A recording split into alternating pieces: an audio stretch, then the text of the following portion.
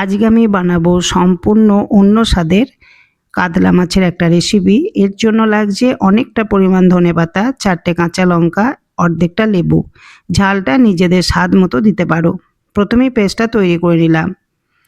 এরপর ওভেনে কড়াই বসিয়ে দিয়েছি। কড়াইটা খুব ভালোভাবে গরম হলে তবেই তেলটাকে দিলাম। এতে মাছটা ভাজলে মাছ কড়াই গায়ে লাগবে না। সবসময় মাছ ভাজবার আগে কড়াইটাকে খুব ভালো করে গরম করে নিতে হয়। তারপরে তেল দিলে মাছটা এপিট ওপিট করলে মাছ ভাঙবেও না, আর মাছ গায়ে লেগে যাবে না কড়াই গায়ে।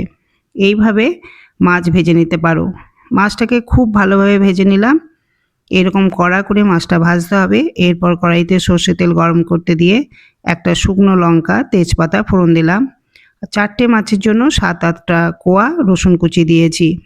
রসুন কুচিটা একদম যতক্ষণ কাঁচা গন্ধ না যাবে ততক্ষণ অবধি রসুনটাকে ভেজে নিতে হবে। এরপর 2টো বড় সাইজের পেঁয়াজ দিয়েছি 4টে মাছের জন্য, কারণ এই রেসিপিটা একটু গ্রেভি থাকবে। পেঁয়াজ রসুন খুব ভালো করে ভেজে নিতে হবে। আজকের এই রেসিপিটা সম্পূর্ণ আলাদা। কাতলা মাছের ঝোল, কাতলা মাছের কালিয়া বা মাছের ঝাল যা তোমরা রান্না করো বা আমরা ঘরে রান্না করি তার থেকে সম্পূর্ণ এই রেসিপিটা আলাদা। এইভাবে রান্না করলে অবশ্যই তোমরা বুঝতে পারবে এর একটা আলাদা রকম ফ্লেভার রয়েছে। কাঁচা লঙ্কা, ধনেপাতা আর লেবু রসের খুব সহজ রেসিপি এবং খুব কম সময়ের মধ্যে এই রেসিপিটা হয়ে যাবে।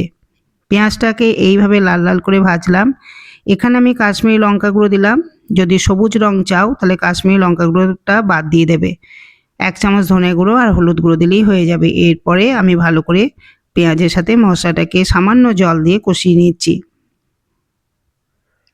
মশলাটা খুব ভালোভাবে কষিয়ে নেওয়ার পর ধনেপাতা, কাঁচা লঙ্কা বাটা, লেবু রস যেটা তৈরি করে রেখেছি সেটাকে দিয়ে দিতে হবে।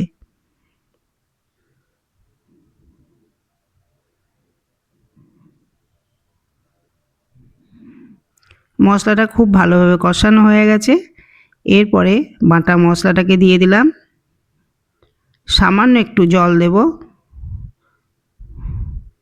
1 থেকে 1.5 মিনিট মতো এইভাবে কষিয়ে নিতে হবে। তারপর পরিমাণ মতো জল দিয়ে গ্রেভিটা ফুটে গেলে মাছটাকে ছেড়ে দেব।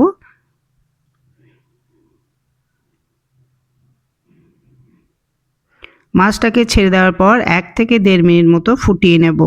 নামাবার আগে অল্প একটু লেবুর রস দিতে হবে। আর নুন যেহেতু আমি এখনো পর্যন্ত দিইনি, মাছটাকে দেওয়ার পরে নুনটাকে দিয়ে দেব।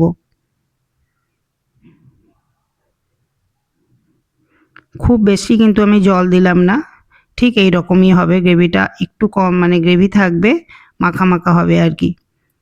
পরিমাণ মতো নুন দিলাম আর সামান্য একটু চিনি দিলাম। যেহেতু লেবুর রস দেওয়া আছে একটু টক টক ভাব হবে, সেই জন্য 1 চামচ চিনি দিয়েছি। এরপর মাছটাকে দিয়ে 1 থেকে 1.5 মিনিট ফুটিয়ে ওপর থেকে ধনেপাতা ছড়িয়ে নামিয়ে নেব। যদি আজকে কাতলা মাছের রেসিপিটা তোমাদের পছন্দ হয় অবশ্যই ভিডিও শেষে লাইক এবং কমেন্ট করতে ভুলবে না। নতুন কোনো বন্ধু আমার চ্যানেলে আসলে চ্যানেলটিকে সাবস্ক্রাইব করে দেওয়ার জন্য অনুরোধ করব।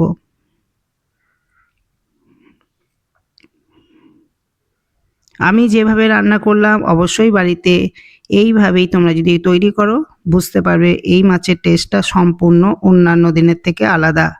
বাড়িতে অবশ্যই এইভাবে মাছের রেসিপিটা তৈরি করবে এবং কমেন্টে জানিও যে কেমন হয়েছে।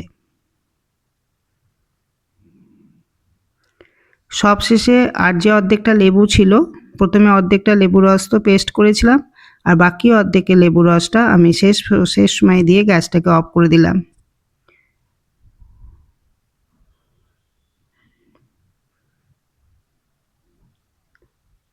দুর্দান্ত স্বাদের মাছের এই রেসিপিটা অবশ্যই বাড়িতে তৈরি করার জন্য অনুরোধ করব।